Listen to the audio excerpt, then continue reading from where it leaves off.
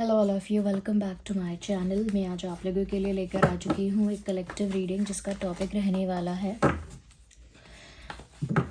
अब आगे क्या होने वाला है आपके साथ, या आगे क्या होगा आपके जीवन में।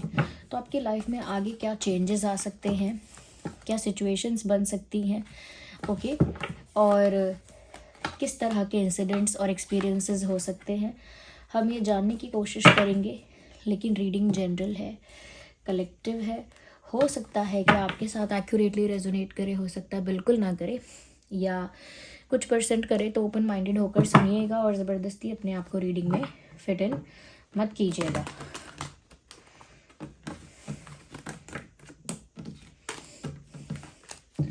ओके, चलिए। तो आपके जीवन में आगे क्या होने वाला है या आगे क्या होगा। सबसे पहले मुझे यहाँ पर 10 ऑफ वैंड्स का कार्ड नज़र आया है, and then I have 8 of cups. Interesting.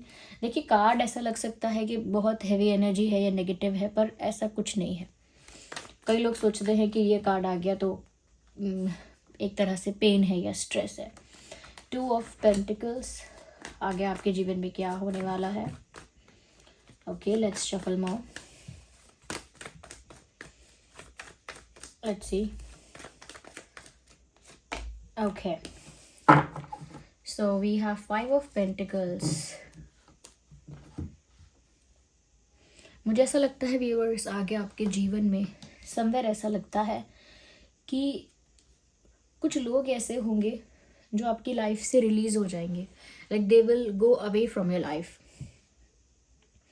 कुछ डेफिनेटली ऐसे लोग होने वाले हैं जो आपकी लाइफ में बहुत अनवांटेड थे। उनकी वजह से आपकी लाइफ में टॉक्सिसिटी या नेगेटिविटी या कहीं ना कहीं एक बैड एनर्जी हमेशा थी उन लोगों की वजह से। कुछ लोग ऐसे जिनकी प्रेजेंस का कोई अर्थ नहीं था, यानी कि अनवांटेड, जो कहीं ना कहीं आपको कोई रिस्पेक्ट, कोई लव, कोई केयर, कोई अटेंशन सर्व नहीं करते, जो कुछ भी रिस्पेक्ट आपको सर्व नहीं करते, कुछ भी सर्व नहीं करते। और ऐसे लोग आपकी लाइफ में नेगेटिविटी और टॉक्सिसिटी की जो मात्रा है उसे बढ़ा देते हैं। ऐसा लगता है कि अब आपकी लाइफ में आगे जाके डिटॉक्स होने वाला है, और डिटॉक्स में जो भी इम्प्योर एलिमेंट्स होते हैं वो रिलीज हो जाते हैं, ओके, और प्योरिफिकेशन हो जाता है। बिल्कुल ऐसा ही मुझे लगता है कि आपकी लाइफ से कुछ ऐसे लोग एलिमिनेट होंगे जो या वॉकआउट करेंगे, या अपने आप आपकी उनसे नेचुरली दूरी बन जाएगी, या वो लोग खुद कोई स्टूपिड डिसीजन लेके या कोई आर्ग्यूमेंट करके आपसे दूर हो जाएंगे किसी बात का बुरा मान के। या फिर ऐसा भी हो सकता है कि आप उन्हें अपनी लाइफ से हटाएं, जैसे उनसे बात करना छोड़ें या उनको थोड़ा इग्नोर करना स्टार्ट करें। तो आप पर्पसली भी ऐसे इंसान को अपनी लाइफ से हटाने के बारे में सोचेंगे। वो एक भी हो सकता है, वो एक से ज़्यादा भी हो सकते हैं, पर ऐसे लोग जो आपकी लाइफ में कोई भी हैप्पीनेस, कोई भी पर्पस सर्व नहीं करते हैं, जिनके होने से सिर्फ नेगेटिविटी और एक तरह का एक हेवी नेगेटिव टाइप का इन्वायरमेंट बन जाता है। मुझे लगता है ऐसे टॉक्सिक लोग आपकी लाइफ में हो गए हैं काफ़ी, नहीं तो एक है, और वो आगे जाके आपकी लाइफ से टाटा बाय बाय होने वाले हैं या होने वाली हैं। मेल फीमेल दोनों के लिए है। मुझे यहाँ पर ऐसा भी लगता है व्यूअर्स, आगे जाके आप पर रिस्पॉन्सिबिलिटी बहुत आएगी। Yes, you will be handling many things at a time. ऐसा लगता है कि बहुत सारी चीज़ों को, लाइक मल्टीपल टास्क है वो आप एक ही बार में करेंगे, मल्टीटास्किंग करेंगे, और बहुत रिस्पॉन्सिबिलिटी, या ऐसा कह सकते हैं कि एक तरह का लोड, वर्कलोड, या बहुत तरह की ड्यूटीज, रिस्पॉन्सिबिलिटीज आपके ऊपर बढ़ सकती हैं, ऐसा लगता है। यस, ऐसा लगता है कि कहीं ना कहीं आपके ऊपर एक प्रेशर क्रिएट हो सकता है व्यूअर्स। यस, बट मुझे लगता है कितनी भी रिस्पॉन्सिबिलिटी और कितना भी वर्कलोड बढ़ जाएगा, आप उसे हैंडल तो कर पाएंगे।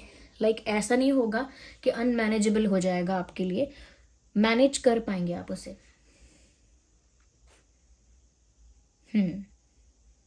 आप हैंडल कर पाएंगे, मैनेज कर पाएंगे, मुझे ऐसा लगता है। लेकिन क्योंकि वर्कलोड बढ़ रहा है, तो आप आगे जाके बिज़ी भी बहुत हो सकते हैं, क्योंकि रिस्पॉन्सिबिलिटीज़ बढ़ती है या मल्टीटास्किंग करनी पड़ती है। जैसे कई लोग होते हैं कि घर में पेरेंट्स भी बीमार हैं, उनका ध्यान भी रखना है, पढ़ाई भी करनी है, वो काम भी करना है। या कई लोग होते हैं वो पढ़ाई भी करते हैं, जॉब भी करते हैं, फिर क्लीनिंग वगैरह घर की भी करते हैं। या और भी लोग होते हैं कुछ जो बच्चों को संभालते हैं, फिर खुद का जॉब करते हैं, फिर कुकिंग वगैरह। आई मीन ऐसे टास्क ना बढ़ता चला जाता है। ऐसे मुझे लगता है आपके लाइफ में भी आप मल्टीटास्किंग करने वाले हो, और डिफ़िकल्टी भी होगी, but you will be able to do, क्योंकि आपकी विल पावर स्ट्रांग है। यहाँ पर ऐसा लगता है कि डिफ़िकल्टी आप फेस करेंगे, लेकिन क्योंकि आपकी विल पावर अच्छी है, आप उस टास्क को कर भी पाएंगे। यहाँ पर मुझे ऐसा भी लगता है व्यूअर्स, कहीं ना कहीं ऐसा हो सकता है कि आपके सामने एक ऐसा रास्ता या एक ऐसी सिचुएशन आ सकती है जहाँ आपको डिसीजन लेना है। एक ऐसे रास्ते पर आकर आप खड़े हो जाएंगे, या एक ऐसे मोड़ पर आकर आप खड़े हो जाएंगे आगे जाके, आगे आने वाले दिनों में या आगे आने वाले समय में, जहाँ पर आपको फैसला करना पड़ेगा।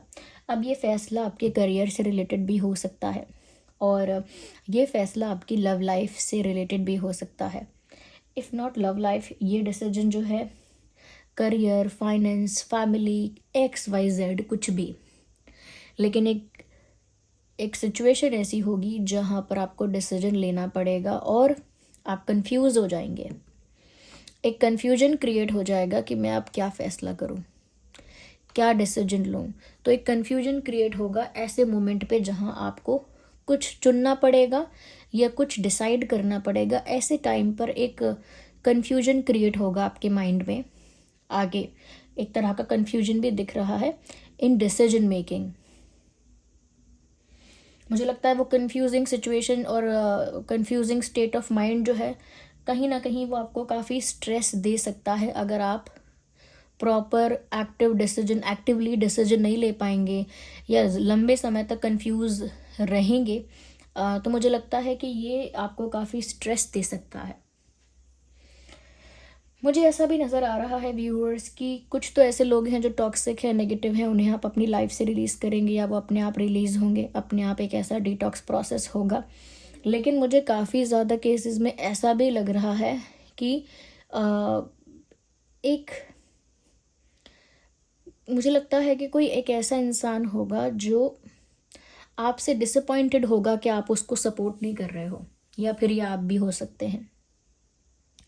There will be someone in life जिसको ना आप ज़्यादा अब पैम्पर करना या सपोर्ट करना, emotionally, financially, mentally, somehow support करना या इमोशनली उसको बूस्ट करना, पैम्पर करना, या ज़्यादा उसको सुपीरियर रखना, ज़्यादा उसकी हायर पोजीशन समझना, काफ़ी उसको इम्पोर्टेंस देना, वैल्यू देना। मुझे लगता है कि ऐसा कोई इंसान है जिसको आप इतना ये सब चीज़ें नहीं देंगे, तो मुझे लगता है कि वो आपकी तरफ से ये सारी चीज़ें नहीं मिलने पर निराश होगा या होगी। कोई ऐसा इंसान जिसको आपने ऑलरेडी पैम्पर कर दिया है, जिसको आपने ऑलरेडी काफ़ी इम्पोर्टेंस दे रखी है, लेकिन अब उस इंसान को आपसे इम्पोर्टेंस नहीं मिलेगी। आई थिंक ये उन लोगों में से भी कोई हो सकता है जो आपकी लाइफ से रिलीज़ करेंगे आप, क्योंकि आप उनको अपनी लाइफ से रिलीज़ इसीलिए कर रहे हैं क्योंकि वो कोई चीज़ या कुछ भी सर्व नहीं करते आपकी लाइफ में, और वो ऐसा सोचेंगे कि पहले आपने बहुत इंपॉर्टेंस दी and now you are just leaving them behind. अब आप उनको पीछे छोड़कर अकेले आगे बढ़ रहे हैं लाइफ में। You are not thinking about them, अब आप उनके बारे में नहीं सोच रहे हैं। यस, तो मुझे लगता है कोई थोड़ा सा डिसअपॉइंटेड हो सकता है आपके डिसीजन से, लेकिन वो आपका हेडेक नहीं है, क्योंकि किसी की डिसअपॉइंटमेंट और क्यों आपने उनको डिसअपॉइंट किया है, ये क्यों आपने उनको पीछे छोड़ा है लाइफ में और आप अकेले आगे बढ़ रहे हैं, इसका रीज़न इन लोगों को खुद ही तलाशना होगा। But yes, it is a message for you कि कोई है जो ऐसा निराश हो सकता है। मुझे ऐसा लगता है आगे जाके खर्चा करने की सिचुएशन बढ़ जाएगी। यस, आगे जाके ऐसी सिचुएशन क्रिएट होगी जहाँ पर आपके हाथ से खर्चा ज़्यादा होगा।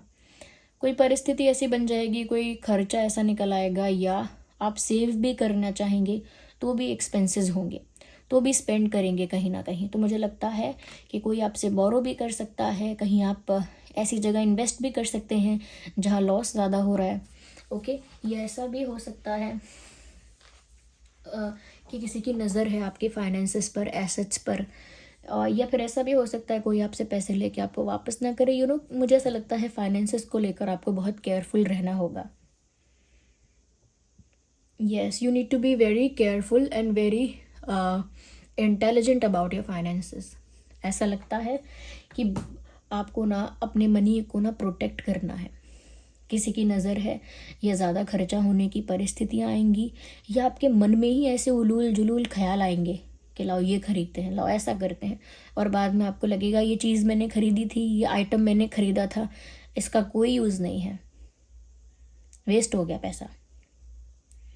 तो खर्चा आपको सोच समझ के करना है, इन्वेस्ट आपको सोच समझ के करना है, और अपने फाइनेंसेस को लेकर काफ़ी इंटेलिजेंटली डील करना है, लाइटली नहीं लेना है। और किसी को अगर आप कोई बोरो करता है आपसे, किसी को आप देते हो पैसे, ओके, तो बहुत मेक श्योर होकर दीजिएगा, ओके, मेक श्योर करके कि वापस आएगा नहीं आएगा, कैसे इंसान को दे रहे हो, क्योंकि यहाँ पर मनी को लेकर आपको थोड़ा एक्टिव और अटेंटिव रहना है।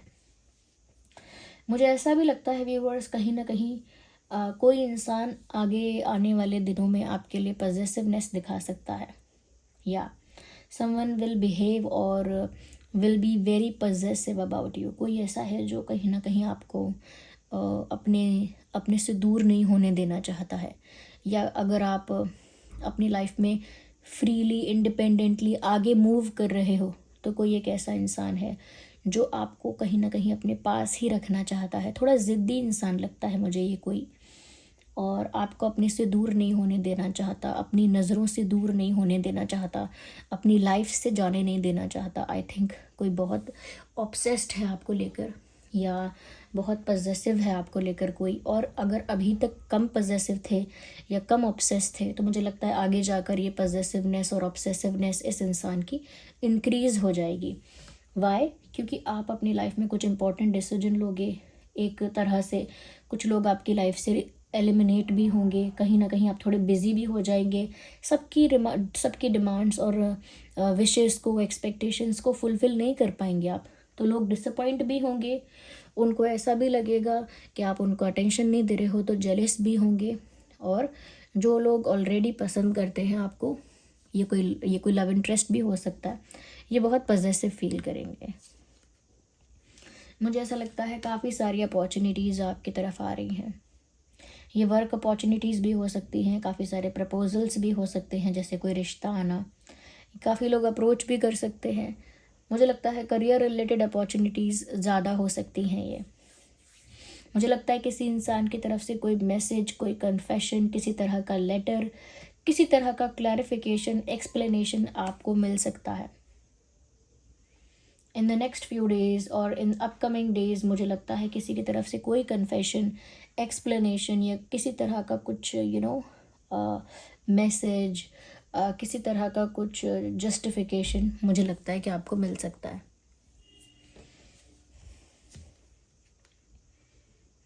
मुझे लगता है जो भी डिसीजन आप लेने में अटकोगे, कंफ्यूज होगे, उसके बारे में काफ़ी सोचोगे। एक डीप थिंकिंग का जो मुझे लग रहा है आपका एक सीन ऐसा लग रहा है जहाँ पर आप बहुत ज़्यादा सोच विचार करेंगे बिफोर टेकिंग अ डिसीजन। एक डिसीजन लेने से पहले जब आप कंफ्यूज भी होंगे तो आप बहुत गहरा चिंतन करने की कोशिश करेंगे। तो मुझे लगता है आगे आने वाला समय ऐसा है जहाँ पर आपको आत्मचिंतन बहुत करना होगा, डीप थिंकिंग, डीप एनालिसिस और सेल्फ एनालिसिस भी करना होगा, यानी खुद को भी एनालाइज करना होगा। Ignore the background noise. Beautiful. अगर सन का कार्ड आ गया है तो बात ही ख़त्म। आगे आने वाले ये जो बैटल्स हैं, ये जो सिचुएशंस हैं, ये टेम्परेरी होंगी, but ultimately happiness he happiness होगा। सन का कार्ड है, आपने देखा होगा सन का कार्ड देखते ही मेरा कैसे हाव भाव बदल गया। बिल्कुल ऐसे ही आपकी सिचुएशन टर्न हो जाएगी, क्योंकि सन का कार्ड बताता है ये सब टेम्परेरीली होगा। जैसे कार्मिक चीज़ें होती हैं, उनको कार्मिक अकाउंट्स को सेटल होना होता है, ओके। तो वो सब चीज़ें होंगी, कोई पॉजेसिव भी है, कोई जेलस भी है, कोई डिसअपॉइंट भी हो रहा है, आपकी रिस्पॉन्सिबिलिटीज़ भी बढ़ रही हैं पर अपॉर्चुनिटीज़ भी ज़्यादा मिल रही हैं, ये सब ऐसे चलेगा पैरेलल, टेम्परेरीली, और इसमें से कुछ चीज़ें आपकी लाइफ को ट्रांसफॉर्म करेंगी, लेकिन अल्टीमेटली क्या मिलेगा आपको? हैप्पीनेस, सेटिस्फैक्शन, फुलफिलमेंट एंड कह सकते हैं कि आपकी लाइफ में आपको एक कंप्लीटनेस फील होगी, चारों तरफ से आपकी लाइफ में खुशियाँ आएंगी, ऐसा लगता है। ब्यूटीफुल।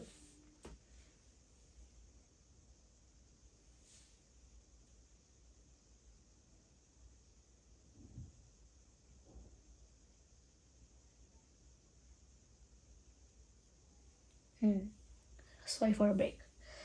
ओके, मैं थोड़ा सा पॉज ले लिया था। मुझे यहाँ पर आगे कुछ गाइडेंस भी लेनी है। Wait a second viewers, let me take some guidance here.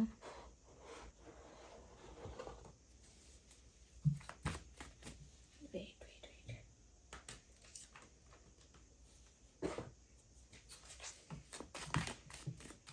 देखते हैं कि गाइडेंस क्या है यहाँ पे और आने वाले सिचुएशंस के लिए क्या गाइडेंस है। क्योंकि सन का कार्ड है व्यूअर्स, तो यहाँ पर खुशियाँ तो आपकी लाइफ में सामने से आएंगी, अपॉर्चुनिटीज़ आएंगी, खुशी आएंगी, सक्सेस आएगी, आपको बस उसे एंजॉय करना है। Beautiful. I think your hard work will pay you of. जो भी आपने मेहनत की है, जिस भी क्षेत्र में एफर्ट लिया है या अपने इंटेंशंस को प्योर रखा है, उसका ज़रूर रिटर्न आपको मिलेगा। Be devoted and committed. देखिए व्यूअर्स, जो भी आप मन में चाहते हैं, जिस चीज़ के लिए पैशनेट है, या जो भी आपका डिज़ायर है, ड्रीम है, जिस भी चीज़ के लिए आप फोकस्ड हैं बहुत ज़्यादा, तो कहीं ना कहीं उसी चीज़ के लिए कमिटेड और डिवोटेड रहिए। फिर चाहे वो कोई पर्सन हो या कोई करियर है, कोई फील्ड है या कोई चीज़ है, डिवोटेड रहो, कमिटेड रहो, डिस्ट्रैक्ट मत होना। ओके, जिस भी चीज़ पर फोकस करोगे वो अचीव कर पाओगे, लेकिन डिस्ट्रैक्ट मत होना आप, ये चीज़ है।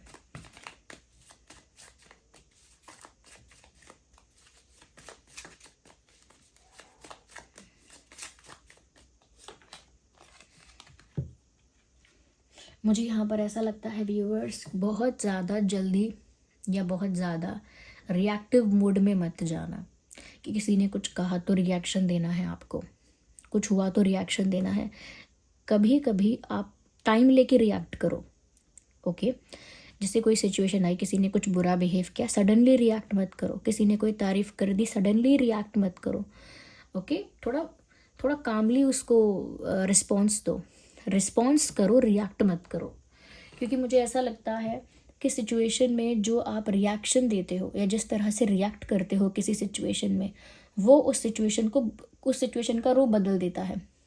ओके, जैसे समझ लीजिए किसी को खबर मिली कि आप फेल हो गए हैं, तो किसी ने बोला इस बार मेहनत भी कम की थी इसीलिए फेल हो गया हूँ, या नेक्स्ट टाइम ट्राई करूँगा, या फिर मुझे लगता है कि ये मेरी फील्ड नहीं है, I think I am not doing good here, ऐसे। तो उसने क्या किया, उसको अच्छे से रिस्पॉन्स किया। लेकिन अगर कोई रिएक्ट करेगा, कहेगा ओ माय गॉड मैं फेल कैसे हो गया, मेरी लाइफ ख़राब हो गई, ये ख़राब हो गया, वो ख़राब हो गया, तो रिएक्शन डिसाइड करता है कि सिचुएशन कैसा रूप लेगी। लोग कहते हैं कि प्रॉब्लम आती है, प्रॉब्लम नहीं आती कभी भी, सिचुएशन आती है। You call it a problem और you call it a good news, वो आप पर डिपेंड करता है। It is just in situation.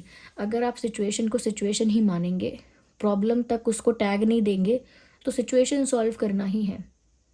Okay, तो रिएक्ट मत कीजिए, रिस्पॉन्स कीजिए। एक ये गाइडेंस भी है आगे आने वाले दिनों के लिए।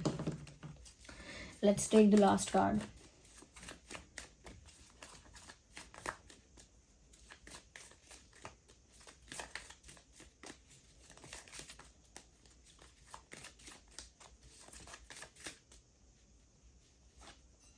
No, we need one card, not two.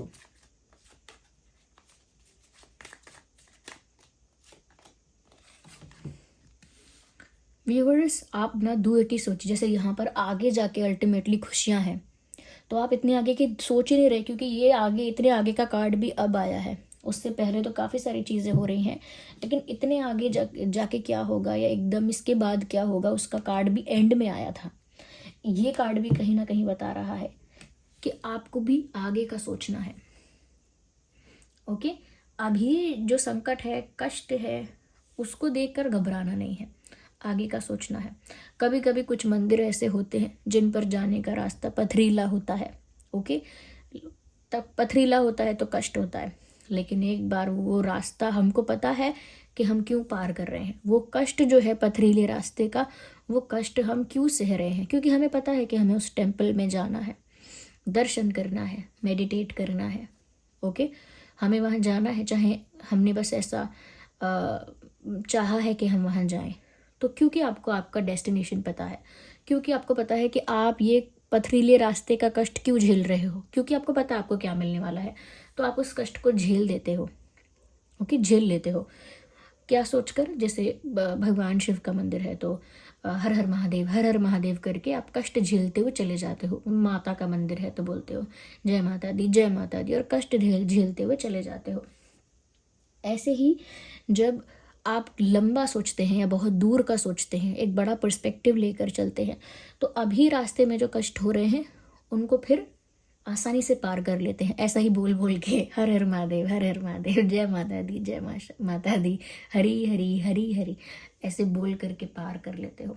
मैंने कुछ केसेस के लिए एग्जाम्पल दिया है, और ये बेसिक एग्जाम्पल है जो मुझे समझ में आया, तो मेरे मुंह से निकला है। तो ऐसे ही आगे का सोचिए। ओके, सोच नहीं सकते हैं तो फेथ रखिए, कि पर्सपेक्टिव रखिए कि आगे अच्छा ही होगा। मेरे साथ जो परमात्मा स्वरूप है वो मेरे साथ गलत नहीं होने देता या नहीं होने देती। अगर मैं ठोकर खा रहा हूँ, डेफिनेटली ये सब मेरे कार्मिक अकाउंट्स सेटल हो रहे हैं। जब तक ये सेटल नहीं होंगे तब तक कुछ अच्छा नहीं होगा। कार्मिक अकाउंट्स का सेटल होना इम्पॉर्टेंट है सभी के लिए। So this was the reading, I hope it was helpful for you. आप कमेंट करके बताइएगा, एंजल नंबर टाइप करके रीडिंग को क्लेम कीजिएगा, कितना रेजोनेट करती है ये भी बताइएगा, कितना हेल्पफुल है, रिलेटेबल है। ओके, जिस भी फॉर्म ऑफ गॉड पर आपका विश्वास है कमेंट्स में उन्हें थैंक यू लिखिए। चलिए मिलते हैं अगली रीडिंग में, तब तक के लिए bye bye family, love you all, take care.